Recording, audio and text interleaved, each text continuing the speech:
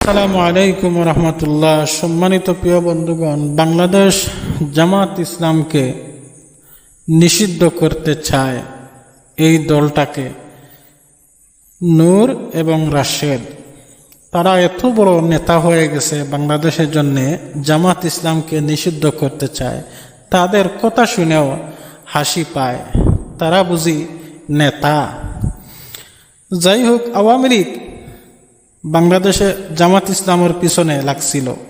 আজ আওয়ামী লীগ কোথায়? ভারতে। আর আপনারা তো রাস্তার টুকাই, আপনাদেরকে ছাঁটাই করতে বেশ সময় লাগবে না। আপনারা কোন মাফের নেতা, কোন ধরনের নেতা বাংলাদেশের জনগণ ভালো করেই জানে।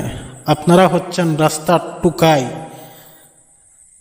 আমাদের প্রধানমন্ত্রী তারেক জিয়া সাহেব, তিনি একজন জ্ঞানী মানুষ, তাই রাস্তার কিছু আদাম পাগল কিভাবে মুখ বন্ধ করতে হয় ওনার ভালোই জানা আছে।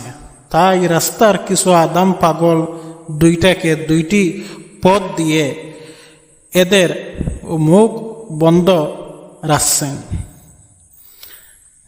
তাই এখন এই দুইটা পথ পাওয়ার পরে নূর রাশেদ কি করবে, কি কথা বলবে না বলবে, তারা যেমন এখন আদাম পাগল হয়ে গেছে। শেষমেশ এখন ভারতের দালালিও শুরু করেছে নূর রাশেদে। আজ একটা নিউজ দেখলাম যে ভারতের সাথে সম্পর্ক হবে।